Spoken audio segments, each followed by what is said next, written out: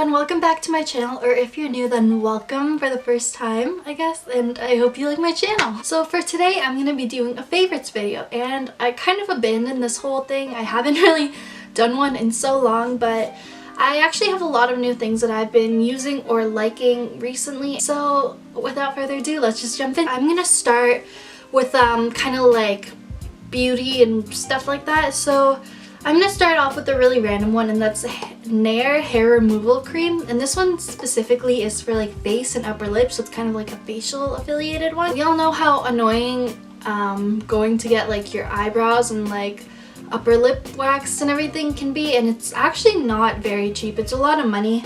So I was spending quite a bit going back for regular appointments so they could just like quickly wax my upper lip, and I'm thinking there's gotta be some other way I can do this without spending that much money. So I went to a local drugstore and I picked this up, and I actually really like the smell of waxing stuff, surprisingly. You just kind of like put it on the areas that you want to remove hair. So I'll do like my upper lip, and then I'll do like, you know, here and kind of like the outline of my eyebrow shape, or like the eyebrow shape I'd like to have, just so like all the little hairs that shouldn't really be around are removed. It's super affordable and you can use this over and over again. I'm not sure if it's really good for you because obviously it's like really strong if it can remove your hair, but it's really easy and quick and convenient, and you just wipe it off after. It doesn't hurt at all, and I've really been liking it, and especially the fact that I get to save money just by buying one little tube.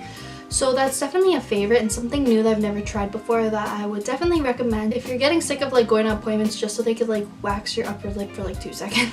But anyway, the next one. So sticking in the whole like beauty realm, this is one that I'm very excited to talk about, and it might even be like one of my favorites out of all of these, and that is bio oil. So if you haven't heard what bio oil is, it's essentially just like an oil that you can put over like certain parts of your skin, and it helps repair the surface of the skin, and it kind of like encourages like the growth and like regeneration of new skin cells. So let's see if there's a description I can read here. For scars, stretch marks, uneven skin tone, aging skin, and dehydrated skin.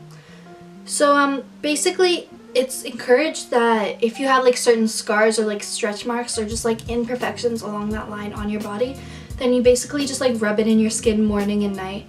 And over time, you're supposed to see results of them like fading away slowly. So I specifically got this for my acne scars. In the morning and at night after I wash my face, I'll just like massage it into my skin a little bit. But also for stretch marks too, you know, like I'll put some on my face, I'll rub some in on my booty, all that. You'd think if you have oily skin, you try to like stay away from absolutely anything that has oil in it.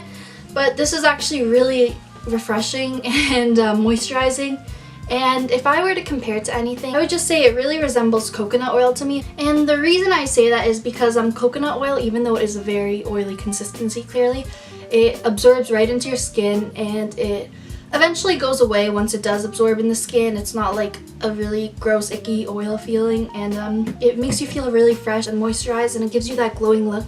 So that's exactly like bio oil. It kind of leaves the same impression on your skin. So clearly it's like a very good kind of oil for you. It just leaves your skin looking really healthy and fresh and glowing, and I haven't been using it that much yet to really know if it works, but in general it makes me feel great on a daily basis.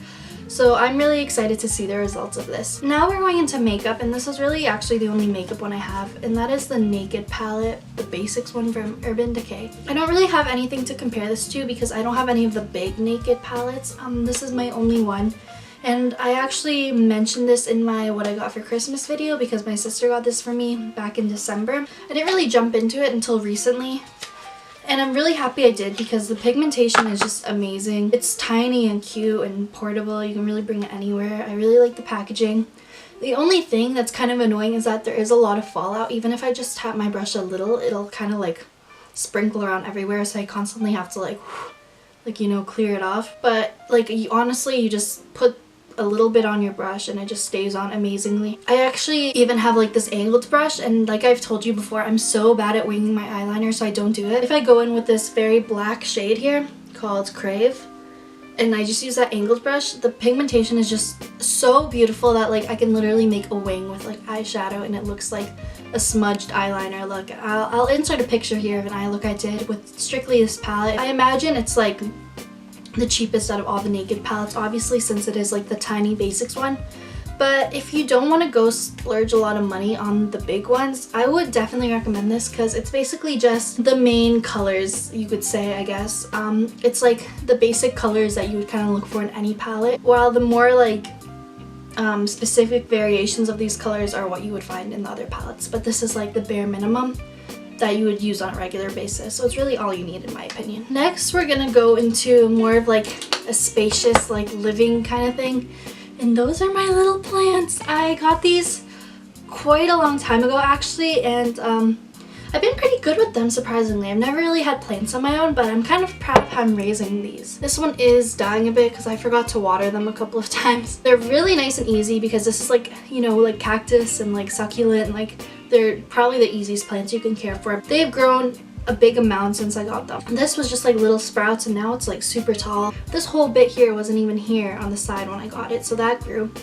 And honestly, I know it sounds cliche, but people say when you have plants around you, you feel so like alive and healthy. And just like looking at these in the corner of my room, like on the windowsill, just makes me so happy. And they're just so cute, and I want to get a big collection of plants eventually, but I really love having these in my room. For my very last one, I'm going to be talking about a video game, and that is The Legend of Zelda Wind Waker. I put this at the very end because I have a lot of like beauty kind of videos on my channel, so people might not necessarily be interested in like video games if you're subscribed to me. So if you're not interested in this, then my video is basically done for you. But I'm just going to talk about this quickly. So I never knew what to expect with this game because I didn't really know anything about it. But I've always heard that's like one of the most popular ones in like the franchise. I actually had it for quite some time, but I didn't want to jump into it until I finished Twilight Princess because I'm kind of bad for that in Zelda games. If I get stuck on a temple, I'll just like skip it and go to the next game. And I was like, no, I like really have to finish this the whole way through. So yeah, I jumped into this game and it has left me like, I don't know, the exploration and adventure in it is just like amazing, and it's what every Zelda game should be like. And honestly, I played Ocarina of Time, Majora's Mask, Twilight Princess, and now like halfway through Wind Waker. And the only game that's left me like constantly like craving it and like wanting to play all the time was Ocarina of Time. When I played that game for the first time, I like would hate to be away from home because I would literally like just want to be home on my GameCube. I was so addicted with the storyline and everything. And I never really had that with Majora's Mask or Twilight Princess, but now that I'm getting kind of deep into this game, I'm like always thinking about it if I'm not playing it, which sounds kind of bad, but it's just so fun, like sailing through the ocean and discovering new islands, and just like the timeline coming together and all the references to past games. That shit just makes me so like happy, and it's so interesting to me.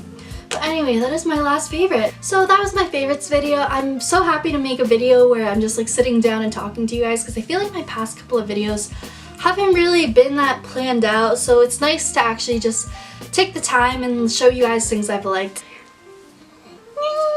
Anyway, I'm gonna go, but if you like this video, please make sure to give it a thumbs up and subscribe because it helps me so much. It makes me so happy. If you have any video recommendations, you could just leave them down below, or you could follow me on any of my links.